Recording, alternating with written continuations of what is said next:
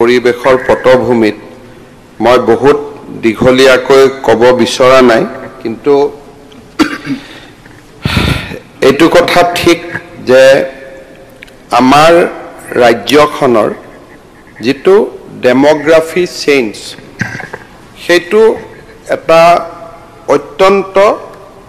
জটিল অৱস্থালৈ ৰূপান্তৰিত হৈছে আজি যদি আমি চাব যাওঁ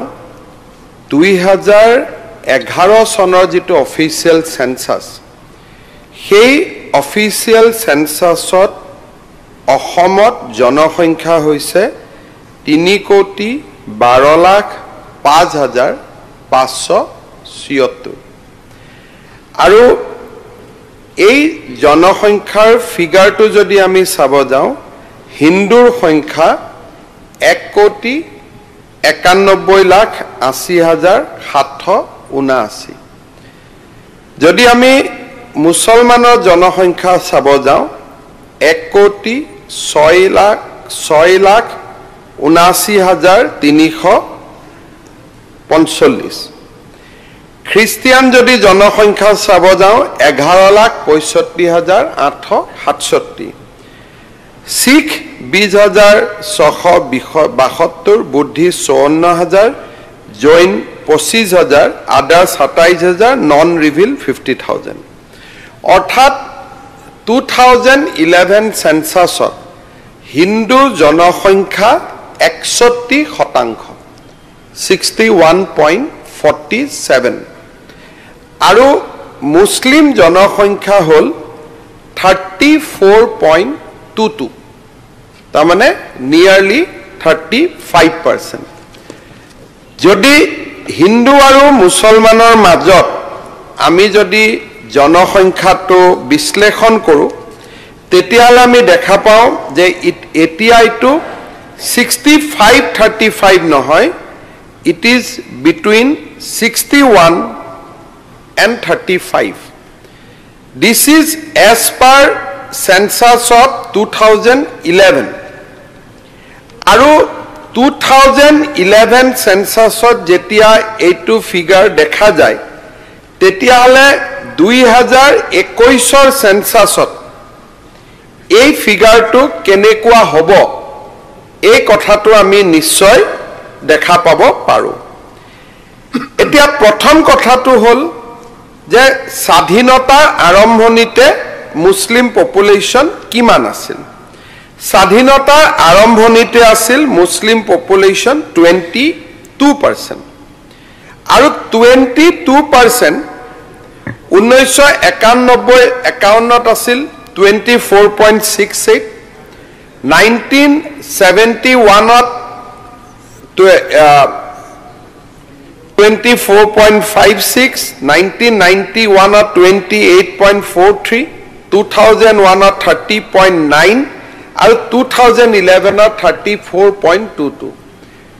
আটাইতকৈ সমসাময়িক সময়ত 1 পৰা 11 ভিতৰতে পপুলেশন আটাইতকৈ বাঢ়িছে I am quoting official census যেটো সময়ত কৈ আছে শিক্ষিত মানুহে সন্তান জন্ম দিয়া কমাইছে সেই পিৰিয়ডটোতে মুছলমান জনসংখ্যা আটাইতকৈ বেছি বৃদ্ধি হৈছে 2001 to 11 আৰু 11 to 2021 আমাৰ হাতত ডেটা নাই কিন্তু প্ৰত্যেক সেন্সাসত আমি দেখা পাই আছো যে 3 to 4% মুসলিম জনসংখ্যা বাঢ়ি বাঢ়ি গৈ আছে তাৰ ফলত কি হৈছে যে প্ৰত্যেকখন জিলাত ডেমোগ্ৰাফিটো শিফট হৈছে আজি অবিভক্ত গোৱালপাৰা জিলাখন যদি আমি একে বুলি ধৰি দিওঁ ইনক্লুডিং কোকৰাঝাৰ অবিভক্ত কামৰূপ জিলাখন যদি একে বুলি ধৰি লওঁ নগাঁও মৰিগাঁও যদি দুইটা জনসংখ্যা একে বুলি ধৰি লওঁ মঙ্গলদৈ শোণিতপুৰ যদি একে বুলি ধৰি লওঁ লখিমপুৰ যদি একে বুলি ধৰি লওঁ আৰু বৰ্তমান ই গোলাঘাটলৈকে এক্সপান্ড হৈছে যেটো ডেমোগ্ৰাফিৰ পৰিৱৰ্তন ই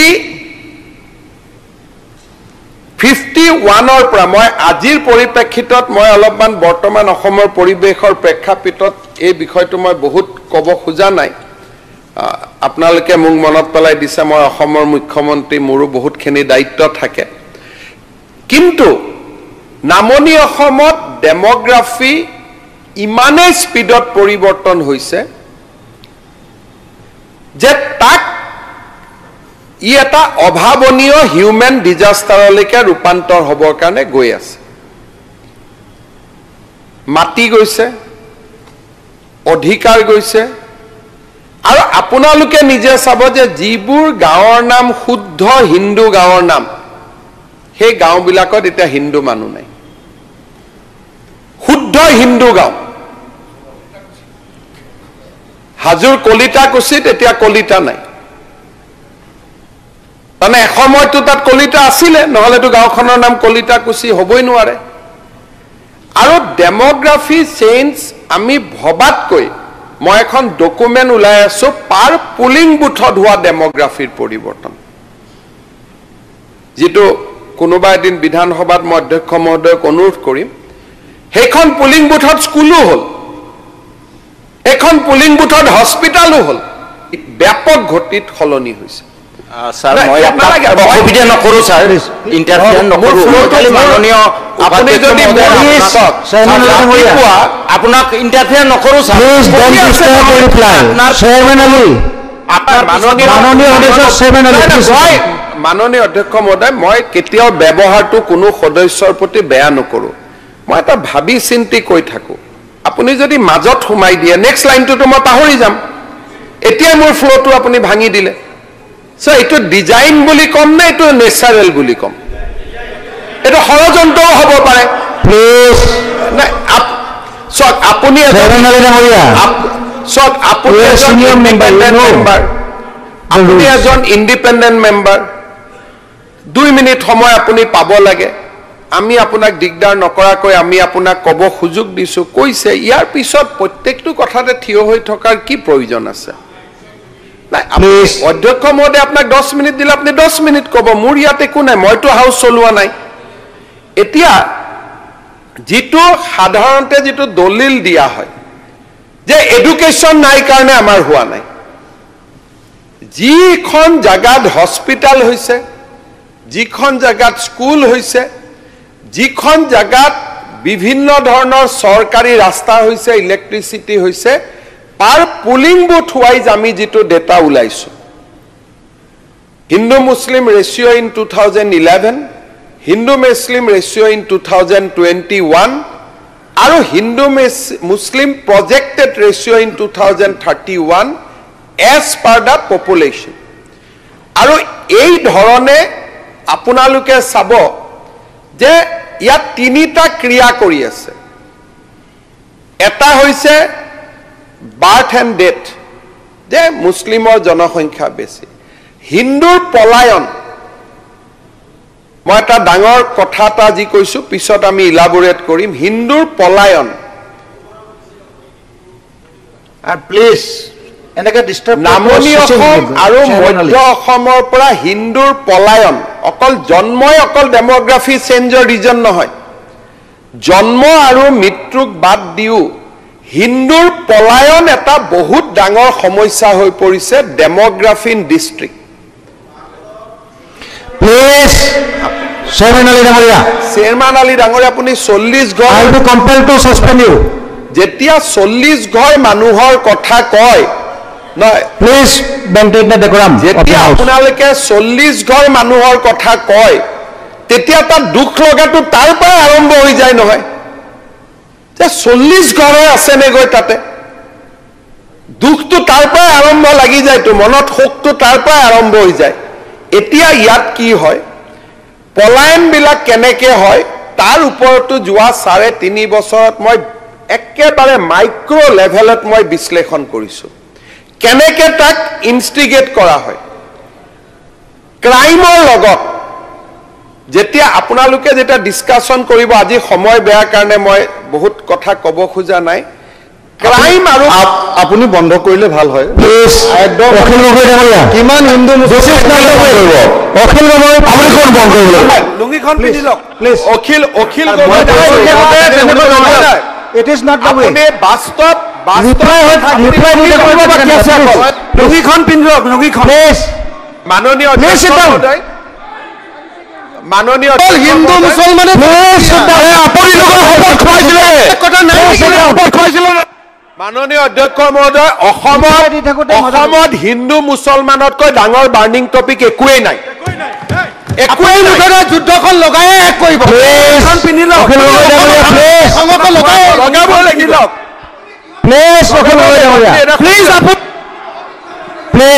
আপুনি মই কলো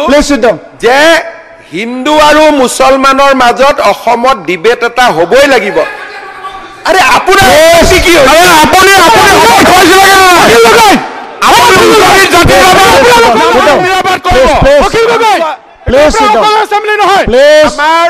আমাৰ মুছলমান MLA খিনিও যুক্তি শুনিবৰ কাৰণে ৰাজি আপুনি ইমান কিয় মুছলমান প্ৰেমী হৈ কাজিয়া লগাবৰ কাৰণে চব কৰি আছে যুদ্ধ লগাবৰ কাৰণে মাননীয় অধ্যক্ষ মহোদয় মই এটা হাল্লা কৰি থাকিলে মই টাইম মাননীয় উপাধ্যক্ষ মহোদয় মাননীয় উপাধ্যক্ষ মহোদয় আমি হাউচত এটা ৰিজলিউশ্যন কৰিম যে ডেমোগ্ৰাফিৰ দৰে কথা আলোচনা হলে অখিল গগৈক বাহিৰত ৰাখিব লাগে উপায় নাই আমাৰ আমিতো ক'বই লাগিব এনেকুৱাকে কলে এনেকুৱাকে ডমিনেট কৰিলে হাউচটো এনেকুৱাকে হাউচটো যদি ডমিনেট কৰিব এনেকে আপোনালোকে কৰিব নোৱাৰে নতুন টেণ্ডেঞ্চি এটা হৈছে আমাৰ মুখত আপোনালোকে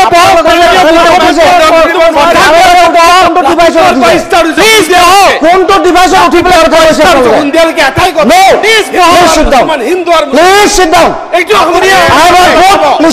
মুখৰ মাত বন্ধ কৰিব নোৱাৰে কথাখিনি শুনি লওক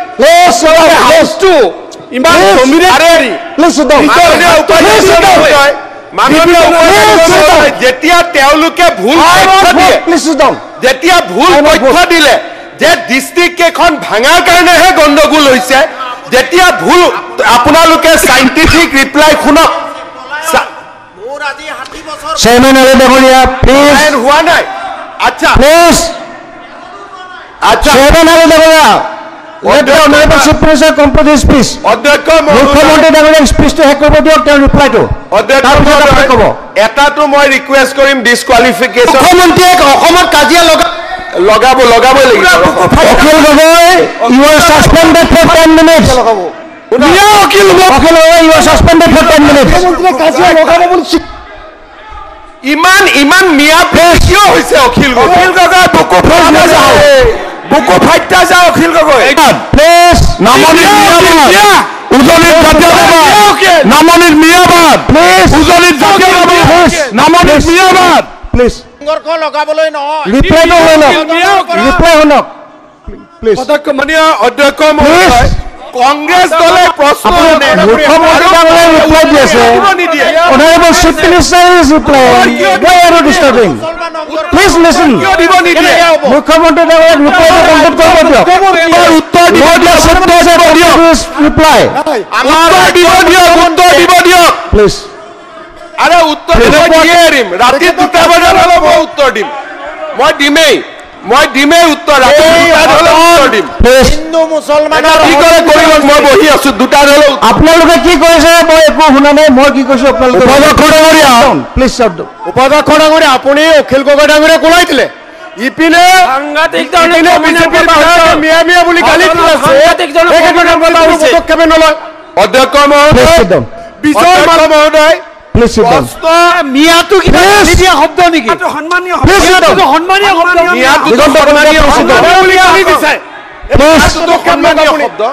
প্লিজ মিয়াৰ ওপৰত আগতে ডিবেট হৈছে এবাৰ এইটো ওপৰত ডিবেট হৈছে প্লিজ সিট ডাউন মিয়াটোতো বিধানসভাত ডিবেট হৈছে please sit down chairman Ali ডাঙৰীয়া নিজে ন্যায়ৰ ওপৰত বক্তব্য দিছিলে কিয় ফাইটা যায় আপোনালোকৰ আপুনি এইটো কোন ভাল পায় বুলি কৈছিলে বহক প্লিজ ইয়া বুলি ক'লে পুকু ফাইটা যায় মাননীয় অধ্যক্ষ মহোদয় প্লিজ এতিয়া আপোনালোকে মুখ্যমন্ত্ৰীৰ উত্তৰ শুনিব নোখোজে ডিবেট নকৰিব তে আপোনালোকে ডিবেটটো কিয় কৰিলে মইতো খুজি লোৱা নাই আপোনালোকে ডিবেটত কিয় কৰিলে ভুল কথা কিয় ক'লে ইয়াতে আপোনালোকে ভুল কথা কিয় ক'লে 40 ঘৰ মানুহৰ কথা ক'ব আহে 40 ঘৰ মানুহৰ কথা ক'ব আহে বৰপেটাত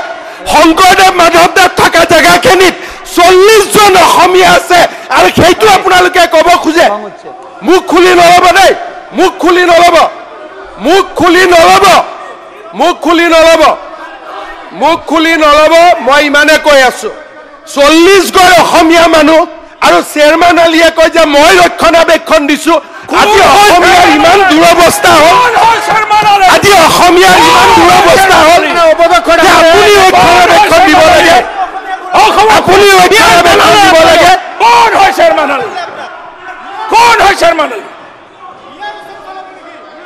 আপোনালোকৰ মানুহৰ তাতে যিমান হিন্দু খেদিলে মানুহখিনিক লৈ আহক মই কৈ আছো শুনি যাওক ক'ব কিয় নিদিয়ে ডাটাটো আপোনালোকে বহিলেহে মই ক'ব পাৰো আপোনালোকে যদি নবহে মই ক'ৰ পৰা ক'ম আপোনালোকক মই ক'লো নে নাই যে পুলিং বুথ ৱাইজ আৰে মই আপোনালোকক ক'লো নাই যে মই পুলিং বুথ ৱাইজ ডাটা দিব গৈ আছো মই দি আছো আপোনালোকে এটা শুনি লওক মুখ্যমন্ত্ৰী ডাঙৰীয়া ৰিপ্লাই শুনক তাৰপিছত কিবা ক'বলগীয়া আছে যদি ক'ব যদি আপোনালোকে ৰিপ্লাই নুশুনে তেনে বিতৰ্ক ক'বলগীয়া আছে আই উইল গিভ টাইম কিয় কৰে যদি মোৰ ৰিপ্লাই শুনিব ভয় শুনক চেয়াৰমেন আলী ডাঙৰীয়া আকৌ কৈছো অধ্যক্ষ মহোদয় চেয়াৰমেন আলীটো ইয়াতে গেষ্ট এপিয়াৰেঞ্চ যে হৈ আছে মই ৰিকুৱেষ্ট কৰিম ডিছকুৱালিফিকেশ্যন পিটিশ্যনখন সোনকালে ডিছপ'জ কৰি দিয়ক লেঠা মৰি গ'ল বহক মোক ধমকি নিদিব দেই মোক আচ্ছা মোক ধমকি টমকি দিয়াৰ প্ৰেক্টিচ নকৰিব চেয়াৰমেন আলী ডাঙৰীয়া প্লিজ চেয়াৰমেন আলী ডাঙৰীয়া ৰিকুৱেষ্ট না আপুনি সৰকাৰ না ঘাটকা গতিকে আপুনি বেছি কথা নকয় বহি থাকক chairman Ali you are suspended for 10 minutes আপোনাৰ মিয়া মুছলমানেও নামানে আপোনাৰ মিয়া মুছলমানেও নামানে আপুনি ঘৰকাও না ঘাটকাও নহয় মাননীয় অধ্যক্ষ মহোদয় চক হাউস চলাব লাগে reply I am repeatedly requesting you I will give you time. আপোনালোকে ডিবেট কিয় কৰে এই প্ৰশ্নটো যেতিয়া আপোনালোকে মূল উত্তৰ শুনিব সাহস নকৰে আনে কিয় প্ৰশ্নটো ডিবেটটো নানিলে হ'ল মই মনে মনে বহি থাকিম আপোনালোকে প্ৰশ্নটো আনে কিয় কমলেশ পুৰকায়স্থটো আপোনালোকৰ মানুহ প্লিজ মোৰ মানুহ নহয় এনেকৈ উঠি পেলাই নকয় নহয় কথাবিলাক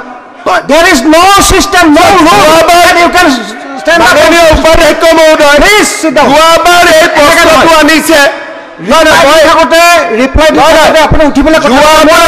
There is no rule. উপাধ্যক্ষ মহোদয় যোৱাবাৰ এইটো প্ৰশ্ন আনিছিলে এই বিধায়কগৰাকী নিজে কি নাম এই যে চেয়াৰমেন আলী যোৱাবাৰ কোনে আনিলে এইটো বিষয় চেয়াৰমেন আলী আনিলে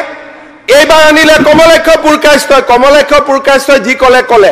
তাত চেয়াৰমেন আলীয়ে কিয় ক'ব লাগিছিলে তাত আব্দুল ৰহিমে কিয় ক'ব লাগিছিল যদি মুখ্যমন্ত্ৰী ৰিপ্লাইটো নুশুনে ভাই সঁচা কথা প্লিজ আৰে আচ্ছা মই নহয় মোৰ ৰিপ্লাইটো আপোনালোকে কৈ দিব নেকি মই কি ক'ম আচ্ছা মই এনেকুৱা মই অখিল গগৈ হ'ব লাগিব আব্দুল ৰহিম প্লিজ আচ্ছা মোকতো চাওক আব্দুল ৰহিম মোক মিয়া ভূত নালাগে গতিকে মই অখিল গগৈ নহওঁ প্লিজ চিধা কথা গতিকে মই অখিল গগৈ নহয় চিধা কথা দালালি বন্ধ কৰক মই সঁচা কথা কম আৰু মই ভাল কথা কম আপোনালোকে যদি মোৰ কথাটো শুনক আপোনালোকে যদি মোৰ কথাখিনি শেষলৈকে শুনে তাত এটাও সাম্প্ৰদায়িকতা নাপায় যদি মোৰ কথাখিনি শেষলৈকে শুনিব খোজে আৰু যদি মাজত টুকিয়াই থাকে ভোট মোৰো বাঢ়িব আপোনালোকৰো বাঢ়িব সমস্যাৰ সমাধান নহ'ব আমি আপোনাৰ কথা আমি শুনি আছো শুনি আছিল শুনি থাকক কিন্তু প্ৰভুক কিয় প্ৰভুক আপোনালোকে মোৰ ভাষণটো 10 মিনিট শেষ হোৱাৰ পিছতে জাজমেণ্ট দিব ই প্ৰভুক আছিল নে কি আছিলে মোৰ ভাষণটো নুশুনে ৰাতিপুৱাও নুশুনে এতিয়াও নুশুনে আপোনালোকে যদি ভাবি আহিছে যে এনেকে পালন কৰক আৰু নিৰপেক্ষভাৱে মাননীয় সদস্য প্ৰটেকশ্যন দিয়া ডিজাইন বনাই আপোনালোকে ন্যাক প্ৰটেকশ্যন দিয়া ডিজাইন বনাই এক মিনিট উপাধ্যক্ষ মইতো ৰাতি 2টা ধৰৰ মাইকত কৈয়ে যাম মইতো আপোনালোকে জানে মইতো ইয়াত বহি থাকিম ৰাতি 2টালৈকে 2টা বজাত যেতিয়া কোনো হ'লে মই ইয়াত কৈ থৈ যাম আমাক যিমান দেৰি হ'লেও আমাক উত্তৰ লাগে আৰু মই কথাখিনি অসমৰ ভৱিষ্যতৰ কাৰণে কৈ আছো গতিকে মই ইয়াত ৰেকৰ্ড কৰাইহে যাম আৰু ৰাতি 2টাত যদি অকলে ইয়াত কৈ থাকিব লাগে মই অকলে কম গতিকে মোৰ কোৱাখিনি মই কম শুনিব খোজে নোখোজে it is up to you মাননীয় অধ্যক্ষ মহোদয় কাৰণ যেতিয়া বিধানসভাৰ প্ৰচিডিং ওলাব 20 বছৰত তাক ৱাকআউটটো লিখা নাথাকে অকল স্পীচটোহে লিখা থাকিব হয় নহয় সেইকাৰণে মোৰ স্পীচটো ৰেকৰ্ডত থাকিব লাগে 20 বছৰ পিছত যেতিয়া বিধানসভাৰ প্ৰচিডিং ওলাব কোনে ৱাকআউট কৰিলে কি কৰিলে নোলায় বিধানসভাত যোনে ভাষণ দিয়ে ভাষণটো ওলাব আৰু মোৰ ভাষণটো থাকি যাব নালাগাখিনিও থাকিব ইতিহাসে জাজমেণ্ট ল'ব এতিয়া অধ্যক্ষ মহোদয় জন্ম আৰু মৃত্যুতকৈ মই এটা নতুন কথা ক'ব খুজিছোঁ মই ভাল কথা ক'ব খুজিছোঁ যে জন্ম আৰু মৃত্যুতকৈ ডাঙৰ এলিমেণ্ট এটা আছে পলায়ন হিন্দু মানুহৰ সংখ্যা দ্ৰুত গতিত ধুবুৰী সাউথ চালমাৰা মঙলদৈ মৰিগাঁও ইয়াত যে কম হৈ আছে অকল যদি জন্ম মৃত্যুক ব্লেম কৰোঁ ই কাৰেক্ট ইয়াৰ লগত ছেকেণ্ড এলিমেণ্ট এটা আছে হিন্দুৰ পলায়ন এতিয়া আমি সদনত বিচাৰিব লাগিব যে হিন্দুৱে কিয় পলায়ন কৰি আছে তাৰ কাৰণটো কি এই কাৰণখিনি এতিয়া বিজ্ঞানসন্মতভাৱে বিশ্লেষণ কৰিব লাগে নহলে নামনি অসমত আপোনালোকেও থাকি ভাল নাপাব যে it will be completely one section of people হৈ যাব আপোনালোকে এইমাত্ৰ বাগিচাৰ কথা ক'লে নহয় যে বাগিচাত সব ফুল থাকিব লাগে এতিয়া এটা ফুল নোহোৱা হৈ যাব আপোনালোকৰ ভাষাতে মই কৈছো আজি চেয়াৰমান আলী ডাঙৰীয়াই কি কৈছে বাগবৰ তেওঁ ইয়াত কৈ আছে মই 40 ঘৰ হিন্দু মানুহ ৰাখিছো কিমান দুখৰ কথা আপোনালোকে ভাবক 40 ঘৰ হিন্দু মানুহ 40 ঘৰ তাৰ মানে বাগবৰ সমষ্টিৰ পৰা কিমান মানুহৰ পলায়ন হ'ল আজি সেই জায়গাবিলাক পৃথভূমি আছিলে সভ্যতা সত্ৰ কনৰা বাগমৰ এইবিলাক অসমীয়া হিন্দু মানুহৰ একোটা পৃথভূমি আছিলে এতিয়া সেকেন্ড পইণ্ট এটা মই আনিছো যে আপোনালোকে হাউসত বিচাৰ কৰক কেতিয়াবা আমি ইয়াক কথা পাতিম জন্ম মৃত্যুৰ সামঞ্জস্যৰ লগতে সেকেন্ড এংগলটো হ'ল যে বিভিন্ন জায়গাৰ পৰা পলায়ন কিয় হৈছে আজি আপোনালোকে কৈছে অসমৰ উজনি নামনি কতো মুছলমান মানুহৰ পলায়ন হোৱা নাই খুব ভাল কৰি শব্দকেইটা বুজিব গোলাঘাটত মুছলমান মানুহ বাঢ়িছে মই অসমীয়া মুছলমানৰ কথা কোৱা নাই গোলাঘাটত মিয়া মুছলমানৰ সংখ্যা বাঢ়িছে কামৰূপ মহানগৰত মিয়া মুছলমানৰ সংখ্যা বাঢ়িছে ডিব্ৰুগড়ত মিয়া মুছলমানৰ সংখ্যা বাঢ়িছে লখিমপুৰত মিয়া মুছলমানৰ সংখ্যা বাঢ়িছে মই নাজানো দে আপুনি যদি মোৰ কথাত বাধা দিয়ে মই স্পিকাৰ সাহেবক ক'ব খুজিম যে সোমাব পাৰে কিন্তু স্পিচ শেষ হৈ মাজত আপুনি ডিস্টাৰ্ব দিব নোৱাৰিব ভক মই সেইটোৱে কৰিম আৰে প্লিজ নাই কিয় আৰে এটাও সিট আপুনি নাপায় গ্যাৰেণ্টিত থাকক এইটো ৰাজনীতি মই কৰি পাইছো ইয়াত এটাও সিট আপোনাৰ নামত নাই লিখা ৰাখক ইয়াত যিমানে কক এটাই নিদিয়ে ভোট এইটো গ্যাৰেণ্টিত থাকক কংগ্ৰেছে যদি দয়া কৰি কবাত এটা সিট দিলে আৰু মই নাজানো ইমান তেল মাৰিব গৈ লাভ নাই এতিয়া আপোনালোকে সাইন্টিফিক্যালি চাওক যে অসমৰ কোনো এটা জায়গাৰ পৰা মুছলমান মানুহৰ পলায়ন হোৱা নাই হিন্দু মেজৰিটি এৰিয়াটো মুছলমানৰ সংখ্যা বাঢ়িছে please Akhil Gogoi you are suspended for another half an hour অখিলৰ মিয়া বুলি ক'লে বুকুটা ফাটা যায় অকল হিন্দু মুছলমান আপোনাৰ বুকু ফাটা যায় মিয়া বুলি ক'লে বুকুটো ফাটা যায় চিট এটাও নিদিয়ে কংগ্ৰেছে আপোনাৰ বুকু ফাটা যায় নমনিত মিয়া বা ৰখিল গগৈ আচ্ছা এতিয়া মই ক'ব খুজিছো কি খুব সাইন্টিফিক কথা এটা ক'ব খুজিছো আপোনালোকে নিজে বিচাৰ কৰিব অসমত হিন্দু মানুহ যে সাম্প্ৰদায়িকতাবাদী নহয় আপোনালোকে কৈ আছে না আজি উজনিৰ পৰা কাবাক খেদিছে কিবা কৰিছে এতিয়া না মোৰটো বাৰু বাদ দিয়ক মই এটা ডেষ্টিনি লাইন এটা লৈয়ে লৈছো এতিয়া কথাটো হ'ল যে হিন্দু মানুহৰ জাগাত মুছলমান মানুহৰ সংখ্যা বাঢ়িছে আৰু মুছলমান মানুহৰ জাগাত হিন্দুৰ সংখ্যা কমিছে এতিয়া এই কথাটো কোনে বিচাৰ কৰিব মুছলমান নেতাসকলে বিচাৰ কৰিব লাগিব যে হিন্দুৱে যে আমাক আদৰি লৈ আছে আমি তেওঁলোকক কিয় আদৰি ল'ব পৰা নাই আজি সকলো সমষ্টিত চাওক এই হাউচত যিমান বিধায়ক আছে সকলোৰে ভোটাৰ লিষ্ট বিলাক চাওক 2001তকৈ 11ত মুছলমান বাঢ়িছে 11তকৈ 21ত মুছলমান বাঢ়িছে আৰু এজন মুছলমানকো কোনো অত্যাচাৰ কৰা নাই হিন্দু অত্যাচাৰ কৰা বুলি কোনো প্ৰমাণ আছে মই কৈ আছো আছে মই কৈ আছো অত্যাচাৰ দি আছো আপোনাৰ কিবা কথা ৱাজেদা মই দি আছো প্ৰমাণে দিম একদম নিদিয়াকৈ নাথাকো এতিয়া আপোনালোকে এখন হাউচ কমিটি কৰিব নেকি যে অসমত মই একদম সমাধানৰ ৰাস্তাত গৈ আছো যে এখন আমি এই হাউচত হাউচ কমিটি কৰিব পাৰো নেকি যে মুছলমান অধ্যুষিত অঞ্চলত হিন্দু কমিছে হিন্দু অধ্যুষিত অঞ্চলত মুছলমান বাঢ়িছে এটা আপোনালোকে ক'ব ডাটা ক'ত আজি মই নিদিও অহা বিধানসভাত মই পুলিং বুথ ওয়াইজ আপোনালোকক ডাটা দিম মই ষ্টাডিটো অলৰেডি কৰি লৈছো এতিয়া যদি আমাৰ মুছলমান বিধায়কসকলে আপোনালোক নেতা ৰাজনীতিৰ নেতা সমাজে আপোনালোকক মানে আপোনালোকে যদি অলপ বিশ্লেষণ কৰে যে এইটো কিয় হৈছে ই ভৱিষ্যত অসমৰ কাৰণে বেয়া নহব জানো যদি আপোনালোকে মানুহখিনিক অভয় দিয়াব পাৰে বিশ্বাস দিয়াব পাৰে এই পৰিৱেশটো পৰিৱৰ্তন হ'ব মই একদম পজিটিভ কথা ক'ব ইয়াত উঠিছো নিগেটিভ মোৰ ইচ্ছা নাই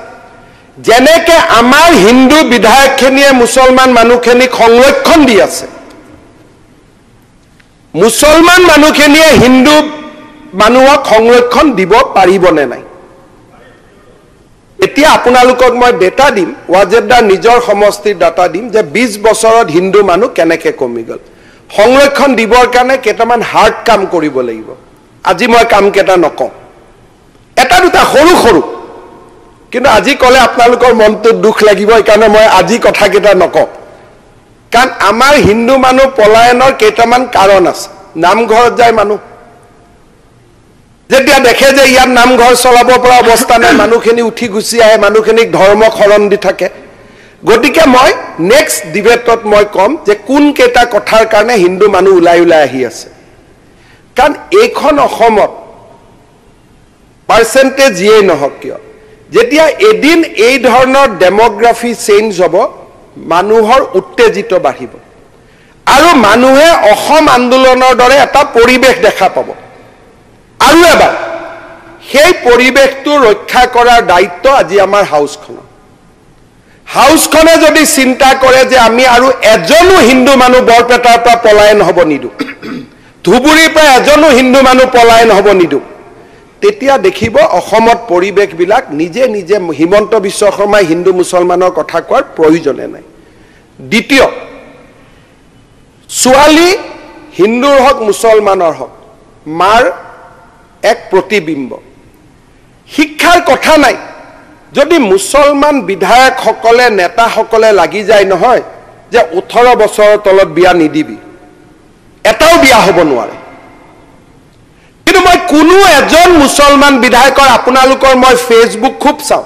আপোনালোকে যেতিয়া পাব্লিক মিটিং কৰে আৰে ভাই আপুনিতো মহান ব্যক্তি আপুনি থাকক আপোনাৰ লগততো মই আছিলোৱেই এওঁলোকহে নাই আপোনালোকৰ লগত নহলেতো এতিয়ালৈকে MLA হৈ থাকিব নোৱাৰে মইতো আপোনাৰ লগত আছোৱেই আপুনি মোৰ লগত কিয় খজুৱাই থাকে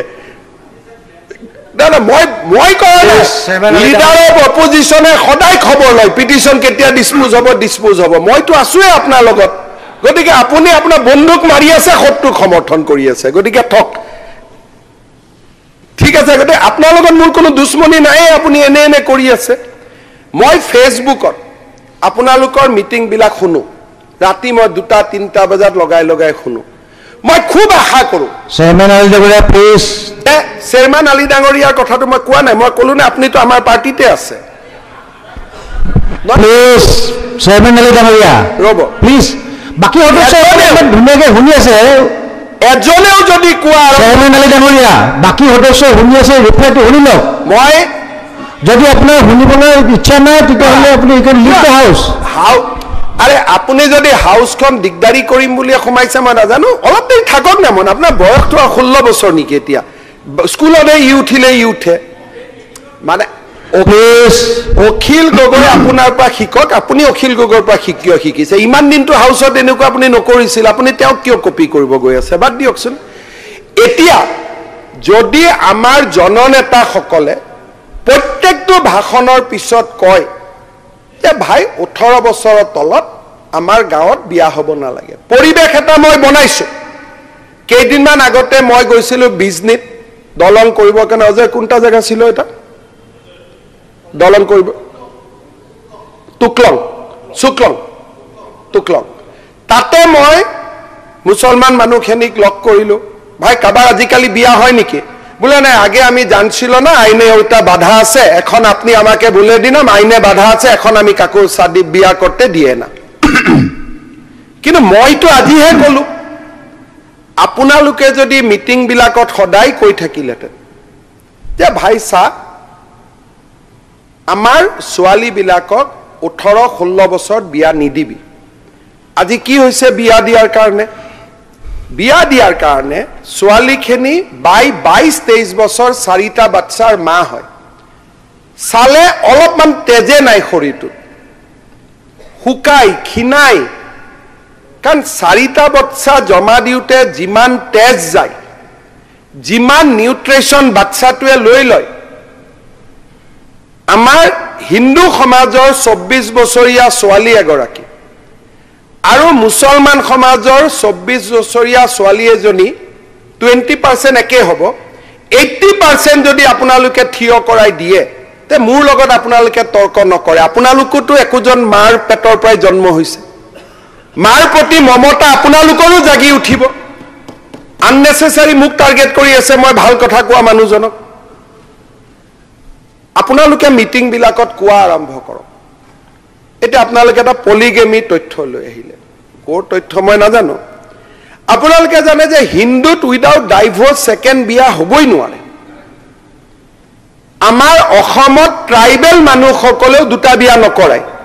ট্ৰাইবেলক কেতিয়াবা এই ৰুলত নপৰে কিন্তু কোনো বড়ো মানুহৰ ঘৰত দুগৰাকী ঘৈণীয়েক দেখা নাপায় এক্সেপ্ট ৰেয়াৰ কেছ এটা পলিগেমিৰ ওপৰত আমি আইন আনিব খুজিছো আপোনালোকৰ মতেটো পলিগেমি হিন্দুত বেছি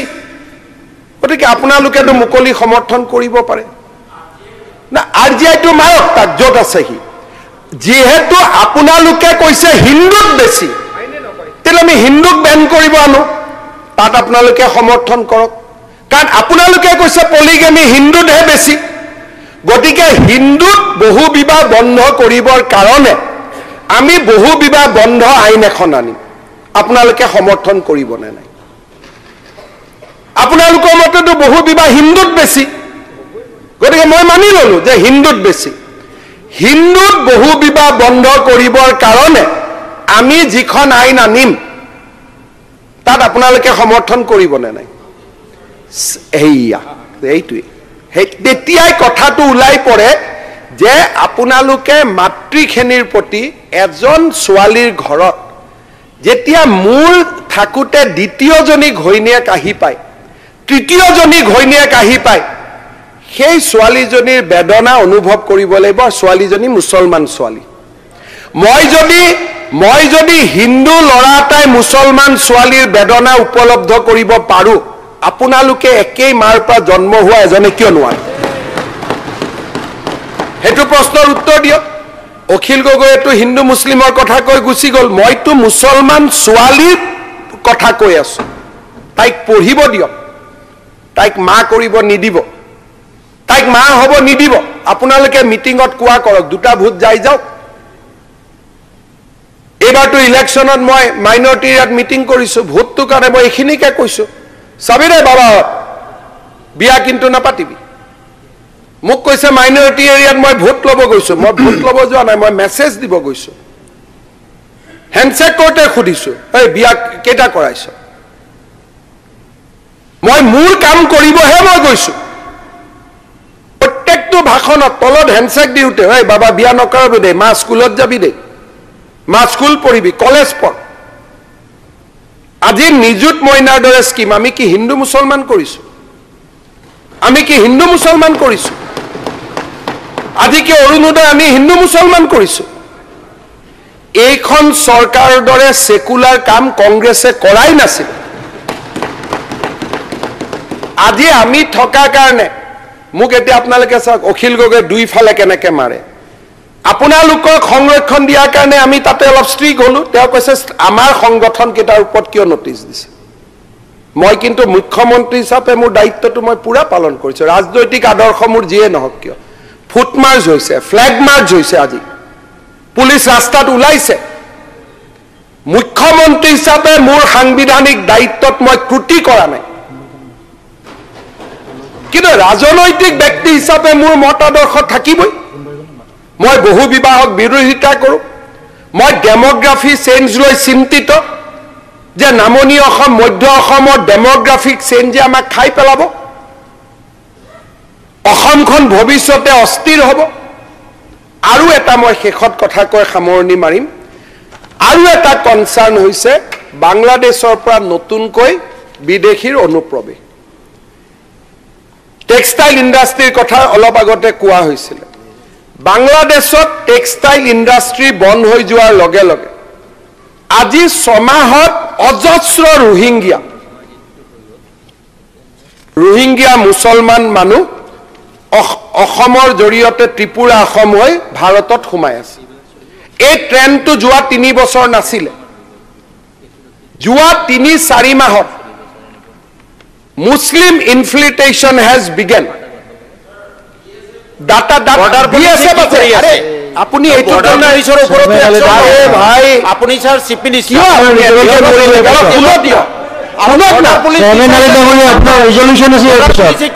যদি বিএসএফ নাথাকিলে এখানে খবৰটো মই কেনেকে গম পাওঁ বিএসএফ এৰেষ্ট কৰাৰ কাৰণে মই গম পাওঁ বিএসএফ আৰু অসম পুলিচে একশন লোৱাৰ কাৰণেহে মই গম পালো যদি মইতো আন্দাজত কোৱা কথা নহয়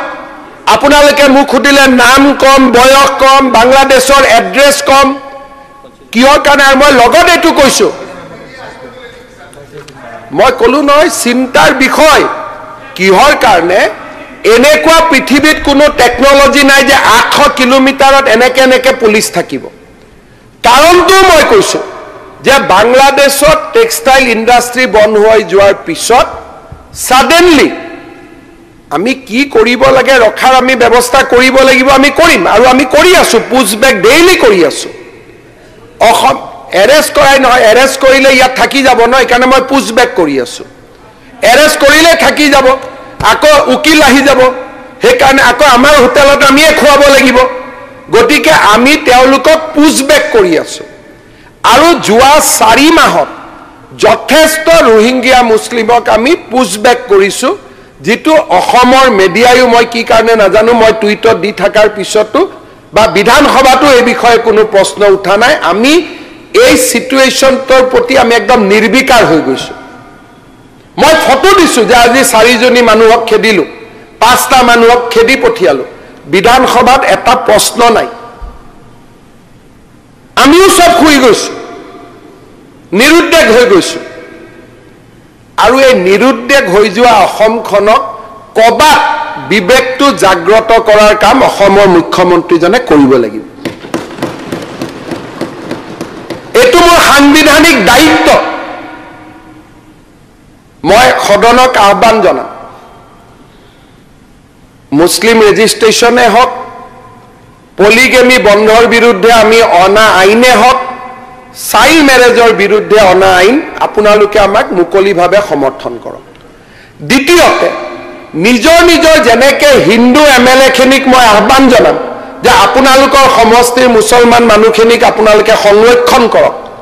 মই মুছলমান বিধায়কসকলক আহ্বান জনাম আপোনালোকৰ সমষ্টিৰ হিন্দু মানুহখিনিক আপোনালোকে সংৰক্ষণ কৰক। সংৰক্ষণ কেনেকে কৰিব লাগে দুটা বুদ্ধি মই ষ্ট্ৰেইটৱে ক'ম। ক্ৰাইমৰ ভয়ত মানুহ নপলায়, কিহৰ ভয়ত পতাই মই কৈ দিম। আজি মই হাউচত ক'ব খোজা নাই কিয় পলাই, মই আপোনালোকক কৈ দিম। আৰু যেতিয়া এপ্ৰিলত এতিয়া ঢিঙতে যিগৰাকী ছোৱালী হ'ল তাই ঢিঙত থাকিব নোখোজে, এতিয়া পৰিয়ালটো থাকিব নোখোজে। ঘৰখন এটা এতিয়া হৈছে যে তাই ঢিঙত থাকিব নোখোজে, আমাক খবৰ দি আছে যে ঢিঙৰ বাহিৰত মোক লৈ যাব লাগে। তাৰমানে ভোটাৰ লিষ্টত 5টা ভোট কমি গ'ল। দ্বিতীয়তে হৈছে যে কোনো এখন সভ্য সংস্কৃতি বিয়া বাৰু এটা চিষ্টেমৰ মাজেৰে হয়। লাভ জেহাদ শব্দটো মই ব্যৱহাৰ নকৰোঁ, কিন্তু যি ধৰণে আমি বিবাহবিলাক সংগঠিত কৰিছোঁ ই সুস্থ পৰিয়ালৰ ফাউণ্ডেশ্যন হ'ব নোৱাৰে। এটা সুস্থ পৰিয়াল হ'বৰ কাৰণে বিবাহৰ এটা মৰ্যাদা থাকে। যেতিয়া মৰ্যাদা ভাঙি বিয়া হয় তেতিয়া সেই বিয়া সমাজত কেতিয়াও স্থায়ী নহয়। আমি তাৰ বিৰুদ্ধেও এপ্ৰিলত আইন আনিম, আপোনালোকে সমৰ্থন কৰক। যে বিবাহৰ 6 মাহ আগতে নটিচ দিব লাগিব, বিয়াইটো কৰিম। 6 মাহততো মন পৰিৱৰ্তন হ'ব নোৱাৰে। 6 মাহত যদি মন পৰিৱৰ্তন হয় সেই গিৰিয়েক ঘৈণীয়েক জীৱনটো কেনেকে থাকিব? আমি সদনত আইন আনিম যে হিন্দুৰ বিয়া হওক, হিন্দু মুছলমানৰ বিয়া হওক, 6 মাহ আগতে নটিচ দিব, 6 মাহ পিছত বিয়া হ'ব। মন চেঞ্জ হ'ব নালাগে। ৰাতি ৰাতি পলাই লৈ যোৱা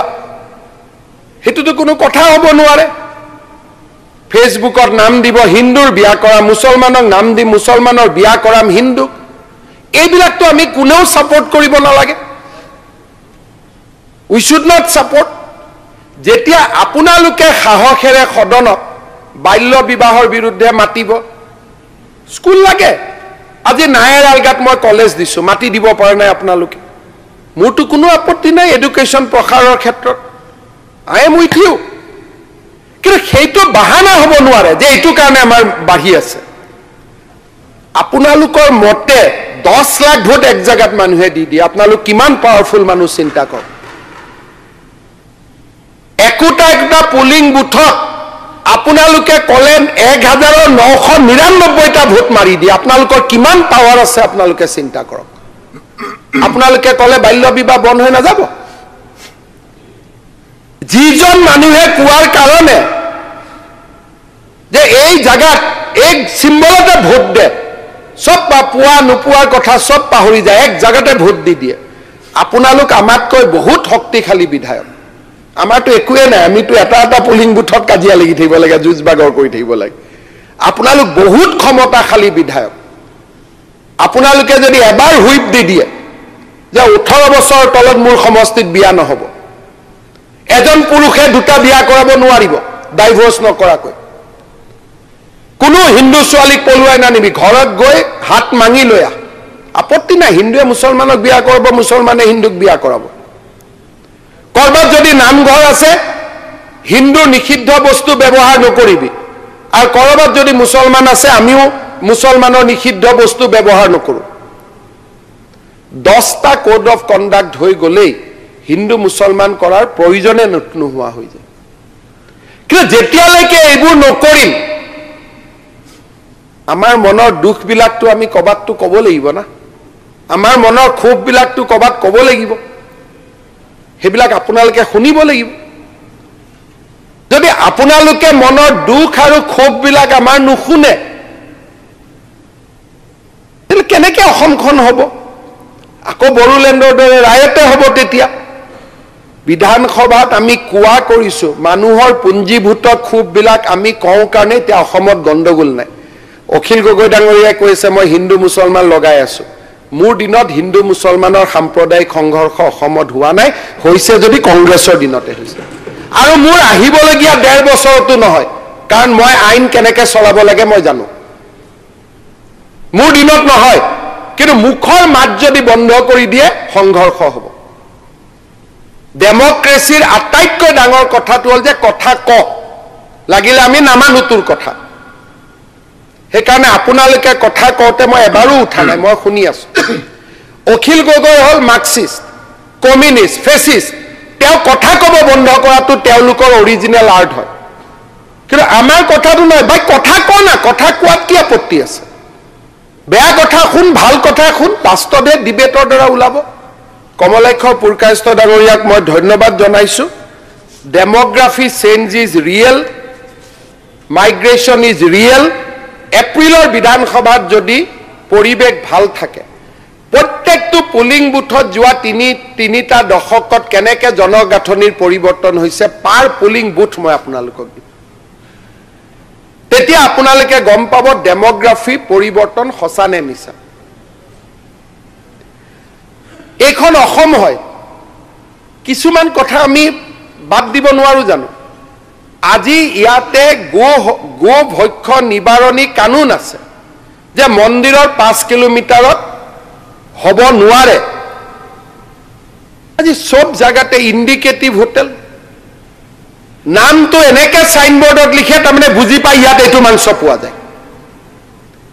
মই নাজানো এইটো কথা হোম মিনিষ্টাৰ হয় মইতো জানো কিন্তু মই তাতে কিয় ধাগা বোলা নাই আজিলৈকে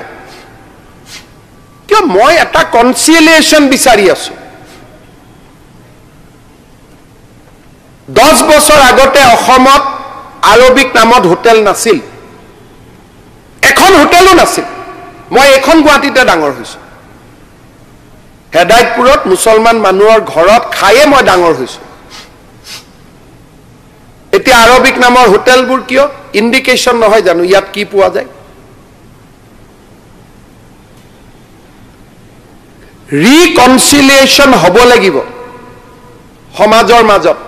কথা পাতিব লাগিব কথা দাবালে নহব তেতিয়া সংঘৰ্ষ হৈয়ে থাকিব কথা যেতিয়া পাতিম যোৱাকালি মই বৰাক ভেলীত মই গৈ আছো কৰিমগঞ্জৰ পৰা শিলচৰলৈকে আহমেদিয়া হোটেল আৰু সন্মুখত অলপ আগত 200 মিটাৰৰ দূৰত মন্দিৰ হোৱাট ইজ দ্যাট ইন্ডিকেশন এটা আপোনালোকে যদি কয় না ইয়াত কিবা নিবিচাৰে তেলে বুজি লব যে মোৰো অসমৰ হোম মিনিষ্টাৰ কৰবাত যদি অবৈধ মদ বিক্ৰী হৈ আছে মই এটো গম পাম অবৈধ মাংস বিক্ৰী হৈ থাকিলে মই এটো গম পাম গতিকে ব্লেম তো বাদ দিয়ক এইটোৱে সমস্যাৰ সমাধান নকৰে বহিলে কথা পাতিলে সমাধান ওলাব আৰু আপোনালোকে মনটো খুলি লওক ভাৰতবৰ্ষত সনাতন হিন্দু মানুহৰ লগত যুঁজ কৰি পেলাই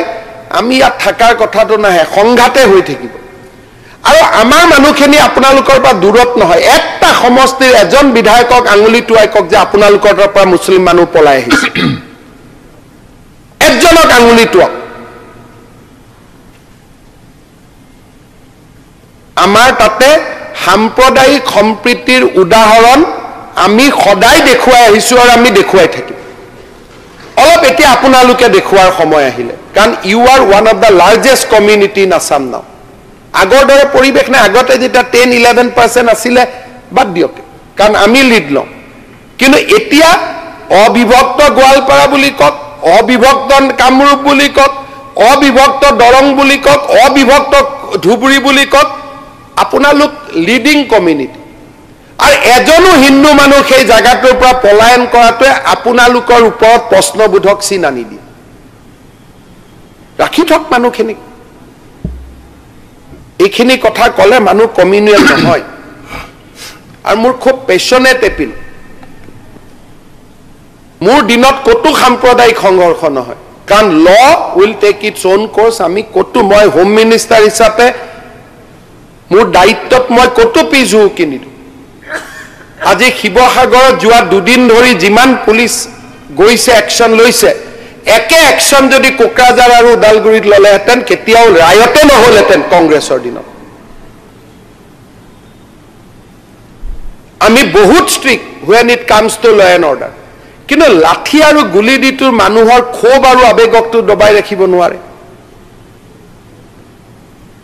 মানুহৰ মনত যি ক্ষোভ আছে বেদনা আছে সত্ৰ হেৰুৱাৰ বেদনা মাটি হেৰুৱাৰ বেদনা হে বেদনাখিনি আপোনালোকে কেনেকৈ ধুই দিব মোৰ মাত বন্ধ কৰি ধুৱাব নেকি মইতো এটা মাত আৰু মইতো আজি হাউচতে কৈছো মই যি ধৰণে কৈ আছো কিমান দিন মইও লাষ্টিং কৰিম কোনেও নাজানে কোন ফালৰ পৰা মোৰ ফালে টিকা আহিব that's the record that's the history আৰু মই নিজক তেনেকৈ প্ৰস্তুত কৰিয়ে লৈছো যে মই সঁচা কথাখিনি কম এণ্ড উইদাউট মেলিছ মই কাকো এভিকশ্যন কৰিব খোজা নাই চৰিয়া আইন বন্ধ কৰিব খোজা নাই Islam is one of the great religion কোনো মোৰ ৰিলিজনৰ এগেইনষ্টত একো নাই আৰু মই কেতিয়াও কাৰো বিপক্ষে কথা নকওঁ কেতিয়াও মই শব্দ ব্যৱহাৰ নকৰো কিন্তু সঁচা কথাটো যে বা হিন্দু মানুহৰ জাগাত এই কামখিনি নকৰিব ছোৱালীজনীক এনেকৈ পলুৱাই লৈ নাযাব মাক বাপেকৰ পৰা খুজি লৈ যাওক সেইখিনি কথা কোৱাটো অপৰাধ হ'ব নোৱাৰে ভাই ফৰেষ্টৰ কাজিৰঙাত নুসুমাব সেইখিনি অপৰাধ হ'ব নোৱাৰে জনজাতীয় লোকৰ জাগাত নাযাব সেইটো অপৰাধ হ'ব নোৱাৰে সেইখিনি মুখ্যমন্ত্ৰী হিচাপে মোৰ কোৱাটো দায়িত্ব পিছত আজি মই বহুত নকওঁ কেতিয়াবা আপোনালোকেও মনৰ কথাখিনি কওক আপোনালোকৰ মনতো ক্ষোভ থাকিব পাৰে এপ্ৰিল মে মাহত এখন ভাল হাউচ হওক মানুহক ক'ব লাগিব লাগিলে উইদাউট কেমেৰা হওক উইদাউট মাইক হওক উইদাউট ফেচবুক লাইভ হওক আপোনালোকৰো আমাৰ ওপৰত ক্ষোভ থাকিব পাৰে আপোনালোকে আপোনালোকৰ কথাখিনি কওক আমিও আমাৰ কথাখিনি কওঁ কিন্তু this is not the way একপক্ষীয় যুঁজ এখন সদায় চলি নাথাকে ইয়াত গণ্ডগোল হ'বই আৰু সৰু সৰু কথা সৰু সৰু সংশোধন সৰু সৰু চিম্বলিক আৰু আপোনালোকে কৰিব পাৰে তাকে নকৰি প্ৰভুক কৈ দিব ইলেকশ্যনৰ কাৰণে কৈছে ভোটৰ কাৰণে কৈছে আৰে আমি 96 সিট লৈ থৈ দিছো ইলেকশ্যনৰ কথা আমাক চিন্তা কৰিব লাগে নেকি আমাৰতো এইটো কোনো টেনশ্যন এইটো চিন্তা কৰিবলগীয়া নাই we are not under crisis মইতো ইলেকশ্যনৰ বাহিৰত গৈ কথা কৈ আছো চৰকাৰটো মানুহে কৈয়ে দিছে ভোটে দি এইটো বদলাব খুজিলে ইমান আৰু হিমালয় ভাঙা ইমান সহজ নহয় এইটো যি আছে আছে পলিটিক্সটো ডাঙৰ কথা নহয় কিন্তু বিজেপি ট্ৰেক ৰেকৰ্ড চাব 14 চনৰ পৰা সোণোৱাল চৰকাৰ 3.5 বছৰ মূৰ চৰকাৰ এটাও ৰায়ত হোৱা নাই ৰায়ত যদি হৈছে কেৱল মাত্ৰ অসমত কংগ্ৰেছ চৰকাৰৰ দিনত হৈছে আৰু কাৰো দিনত হোৱা নাই ৰায়ত সংখ্যালঘুক যদি নিৰাপত্তা দিয়াত কোনোবা দল ব্যৰ্থ হৈছে সেইটো অকল কংগ্ৰেছ দল ব্যৰ্থ হৈছে আৰু কোনো দল ব্যৰ্থ এজিপি দিনতো ৰায়ত হোৱা নাই জনতা পাৰ্টিৰ দিনতো ৰায়ত হোৱা নাই মই ৰেকৰ্ড চাইছো এজিপি দিনতো ৰায়ত হোৱা নাই জনতা পাৰ্টিৰ দিনতো ৰায়ত হোৱা নাই বিজেপিৰ দিনতো ৰায়ত হোৱা নাই গতিকে যাৰ নিজৰ শৰীৰত মলিনতাৰে ভৰি আছে তেওঁ বেলেগক ক'ব নালাগে যে আপোনালোকে হিন্দু মুছলমান কৰিব হিন্দু মুছলমান issue is a real issue we need to debate we need to resolve যেতিয়া জনজাতীয় অজনজাতীয় হৈছিল অসমত that was a real issue আমি কথা পাতিলো আমাৰ আগৰ নেতাসকলে কথা পাতিলে 6 শিডিউল আহিল বিটিচি আহিল কাৰ্বি আলং আহিল কথা পতাৰ কাৰণে আজি সমস্যা নোহোৱা হৈ গ'ল আজি জনজাতীয় আৰু অজনজাতীয় মানুহখিনিৰ সমাধান কেনেকৈ হ'ল বিকজ উই ষ্টাৰ্টেড ডায়লগ যে আমি কথা পাতিম যেতিয়া হিন্দু আৰু মুছলমান অসমীয়া মুছলমান মানুহখিনিৰ লগতো কোনো ইছ্যু নাই অধিবাসী মুছলমান আৰু হিন্দু মানুহখিনিৰ মাজত যেতিয়া সংবাদ হ'ব সমস্যাৰ সমাধান হ'ব আৰু সংবাদ নকৰাক আমি ব এনেকৈ থাকিলে এইটো নহ'ব এইটো বাঢ়ি যাব আজিলৈ ইমান পিছত মই কম ধন্যবাদ।